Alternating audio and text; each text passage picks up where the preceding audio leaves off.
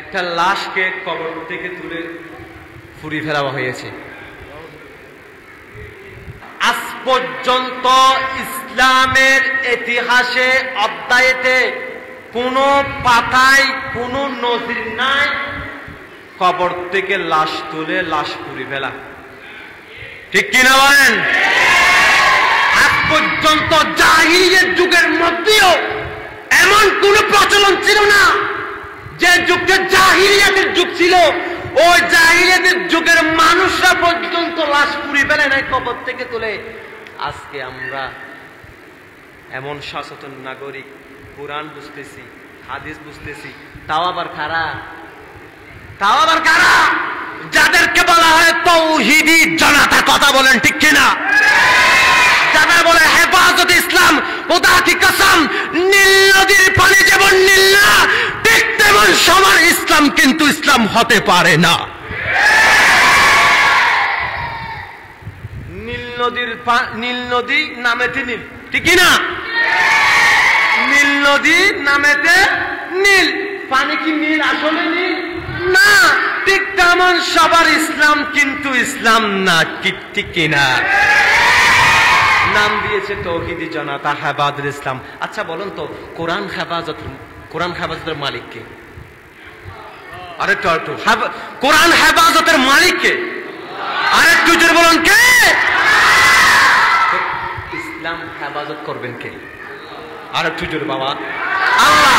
আচ্ছা তারা যে বলছে হেফাজত ইসলাম, মানে তারা বলতে চাচ্ছে যে মানে আমরা ইসলামকে কি করব? হেফাজত করব। আচ্ছা মানলাম তোমরা ইসলামকে হেফাজত করো, আমাদের কোনো আপত্তি নাই। তোমরা যদি ইসলামকে হেফাজত করতে পারো তাহলে আমাদের জন্য আরো ভালো হবে, যে ইসলামের মধ্যে সহজভাবে সাবলীল ভাষা চলে যাবে।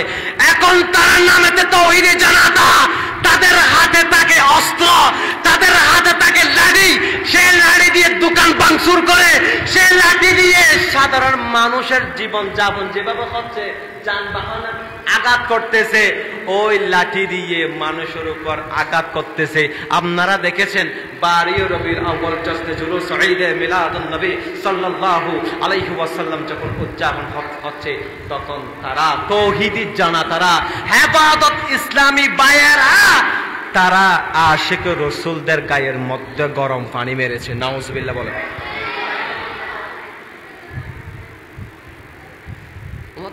তাদের গায়ে দাড়িও আছে, তাদের মাথায় টুপিও আছে। এরাও দেখবেন মাথার মধ্যে সবসময় কিন্তু পাগড়ি থাকে। ঠিক কিনা? ঠিক কিনা? তারা দেখবেন এমন ভাবে মেচুয়ার করে, মনে হবে যে দাগগুলো আজকে ফেলে দিবে। এমন ভাবে ঢিলা করে, মনে হবে যে একদিন পর্যন্ত তার থেকে প্রস্রাব করতে হবে না। ঠিক কিনা? তাদের আবার নফল নামাজ, রোজা এগুলা কিন্তু আরো বেশি। ঠিক কিনা? এরা আবার দেখবেন যখন 12 রবিউল আসে, তখন তাদের অ্যালার্জি, এমন অ্যালার্জি হয়ে যায়, তখন তাদের জন্য এখানেও আর কি থাকে না। সেজন্য তাদের জন্য একটু ওষুধ ব্যবহার করা হয়েছে, আবিষ্কার করা হয়েছে। এটার নাম হচ্ছে ঈদে মিলাদুন নবী। কথা বলেন ঠিক কিনা? আরেকটু জোরে বলেন। সব কিছুর ওষুধ আছে। এখন যাদের অ্যালার্জি হয়ে যায় 12 রবিউল আসলে, সেজন্য আশিক রাসূলুল্লাহ তাদের জন্য একটা অ্যালার্জির ওষুধ ব্যবস্থা করেছেন, অ্যান্টিবায়োটিক, যেটার নাম হলো জশ্নে জুলুস ঈদে মিলাদুন নবী। কথা বলেন ঠিক কিনা? এরা গরম পানি মেরেছে, মারুফ, সমস্যা নাই। এবছর 1,05,00,000 আশিক রাসূল ওই জশ্নে জুলুস ঈদে মিলাদুন নবী উদযাপন করেছে। কথা বলেন ঠিক কিনা? এর আগে হয়েছিল 80 লক্ষ, 85 লক্ষ, 1 কোটি। এই বছর হয়েছে 1,05,00,000। আগামী বছর দেখবেন গরম পানি মেরেছে তো মারো, ফতোয়া লাগাচ্ছ তো লাগাও, মুফতির ফতোয়াতে অ্যাভেলেবেল হয়ে গিয়েছে, লাগাও, যত ইচ্ছে তত লাগাও। আশিক রাসূল যেভাবে ইশক নিয়ে, তাজিম নিয়ে নবীর মোহাব্বত নিয়ে যেভাবে 1,05,00,000 আশিক রাসূল মিলন মেলা হয়েছে জশ্নে জুলুসে, গত বছর দেখবা তোমরা হাঁটার জন্য জায়গায়ও পাবে না। কথা বলে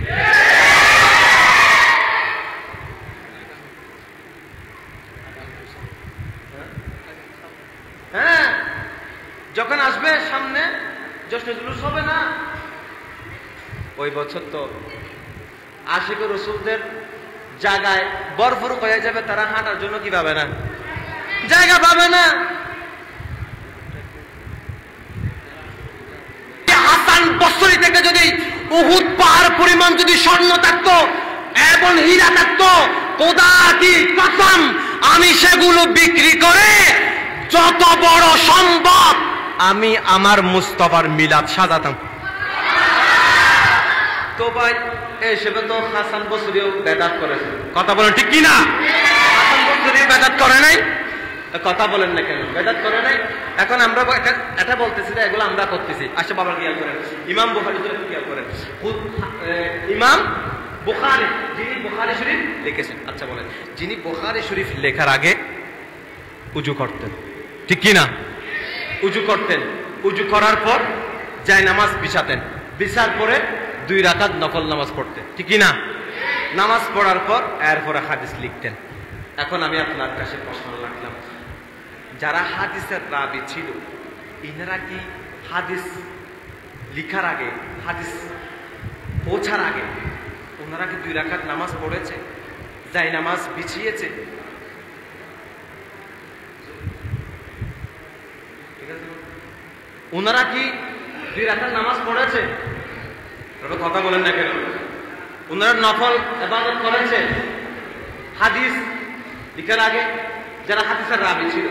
এখন বলেন তো, ইমাম বুখারী যে 2 রাকাত নামাজ পড়তেন, যাই নামাজ বিছাতেন, এরপরে হাদিস নোট করতেন, এখন তো ইমাম বুখারী থেকে না? কথা বলেন না কেন? এরপরে শুনেন, আচ্ছা ইমাম বুখারীর চেয়ে কি, আচ্ছা সাহাবীদের চাইতে ইমাম বুখারীর ভালোবাসা কি রাসূলের প্রতি বেশি নাকি কম?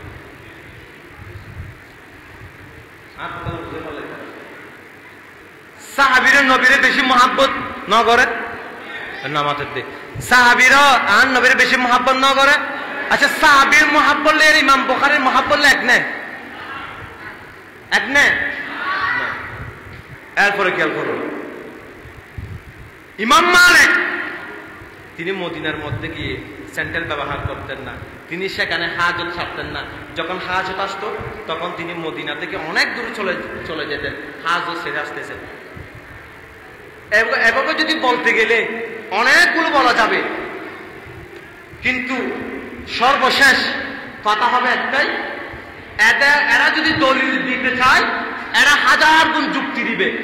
আপনি যদি দলিল প্রমাণ করতে চান দলিল দিবেন, এরা দেখবে, শুনবে, পড়বে, বুঝবে, পরে শেষে মানবে না। আপনি দিবেন, এরা জানবে হ্যাঁ ঠিক আছে, কারণ তাদের আকাবের যারা ছিল তারাও নবীর মিলাদ করেছে। সুবহানাল্লাহ বলবেন না? এখন পরে শেষে ভাই তারা করতেছে না, এগুলো ওদের বিষয়। কারণ মোহাব্বতের বিষয়ে কাউকে যোগ দিয়ে হয় না, মোহাব্বত পয়দা হয় অন্তর থেকে, ঠিক কিনা? কারণ মোহাব্বতের বিষয় নিয়ে যদি কেউ যদি দলাদলি করে তাহলে যোগ দিয়ে তো মোহাব্বত আদায় করা হবে না। মোহাব্বত আসে নিজ নিজ অন্তর থেকে। কথা বলেন ঠিক কিনা? আচ্ছা আমাদের দেশে রফিয়ানি ছিল,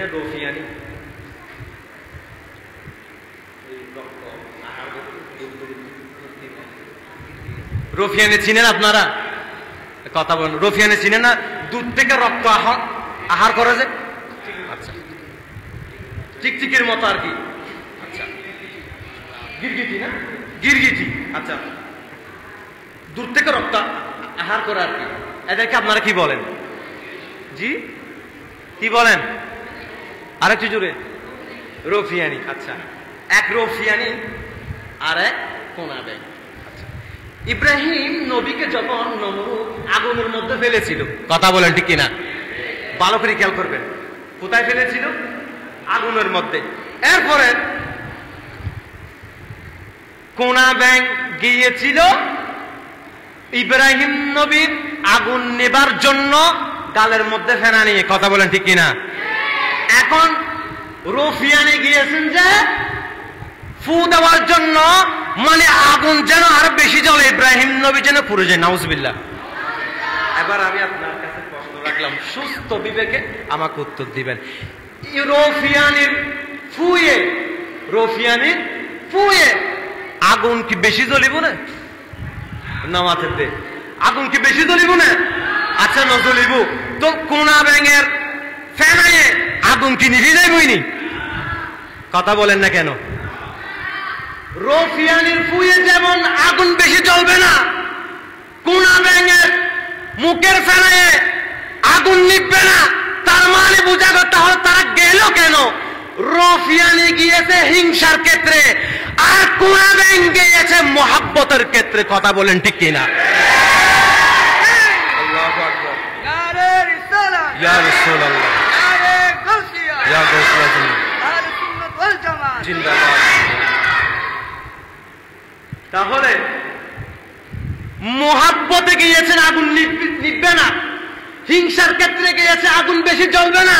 তার মানে মোহাব্বতের বিষয় হচ্ছে এমন বিষয়, তুমি হাজারবার ফতোয়া দাও, তুমি আমাদেরকে বেদাতি বলো, নবীর মিলাদ হয়ে আসছিল, হচ্ছে, কিয়ামত হওয়া পর্যন্ত আমার যুবকরা আশিক রাসূলরা নবীর মিলাদের বাগান সাজাতে থাকবে। কথা বলেন ঠিক কিনা?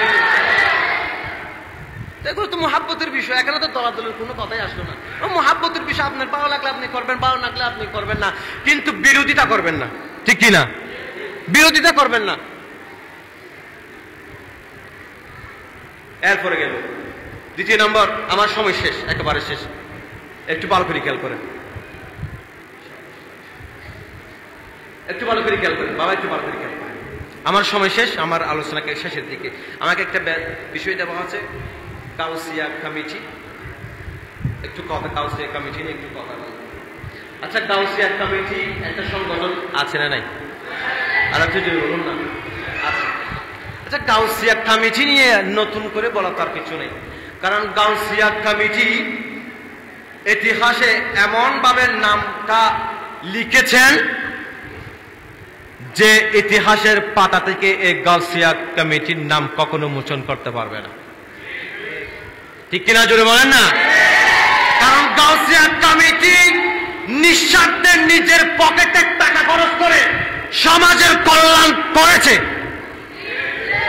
গাউসিয়া কমিটি যে সময় দেশের মধ্যে দুর্ভিক্ষ হয়েছিল, করোনায় আক্রান্ত হচ্ছে, বাবা সন্তানকে ফেলে চলে যাচ্ছে কিসের ভয়ে? মৃত্যুর ভয়ে। যদি আমি সন্তানকে ধরি, মৃত্যু আমাকে গ্রাস করে ফেলবে।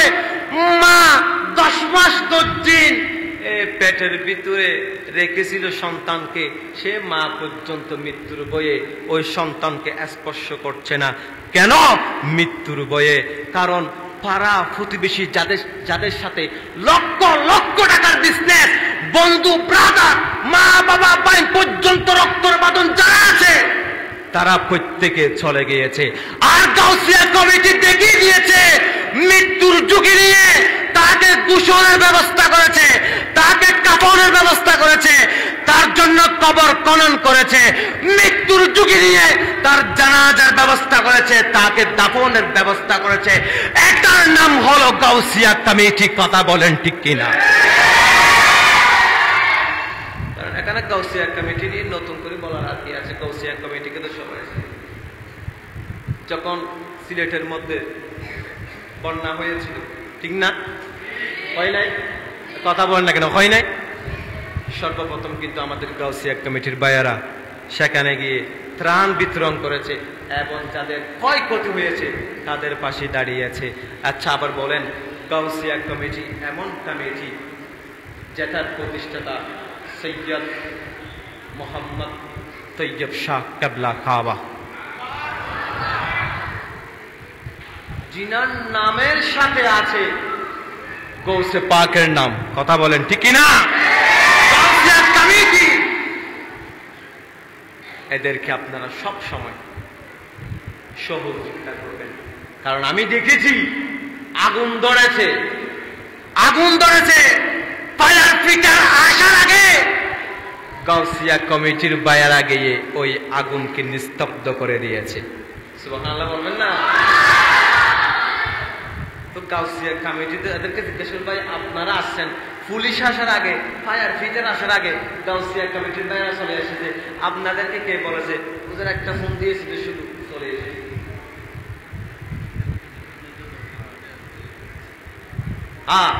ভালো কথা, সীতাকুণ্ডের মধ্যে আগুন ধরে নেই, কথা বলে না কেন?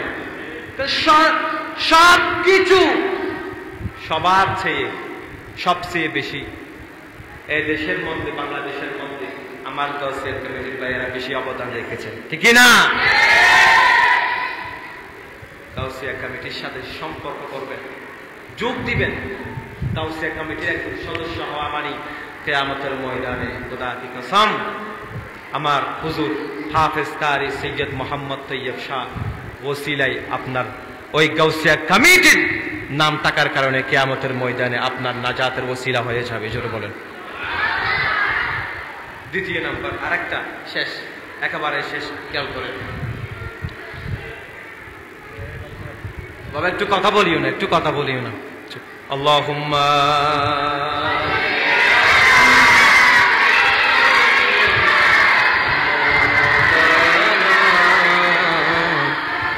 وعلى آل سيدنا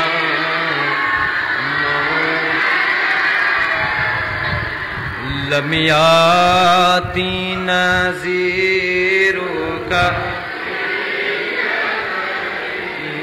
لم يأتي نذيرك मिसले तो न शहद पैदा जा ना जगीराजे को ताजे तो रे सरे सो है तुझे को शाहे दूसरा जाना या रसूल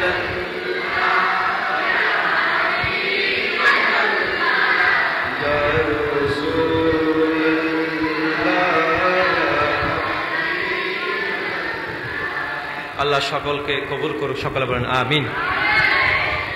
কিছুদিন আগে আপনারা দেখেছেন যাদের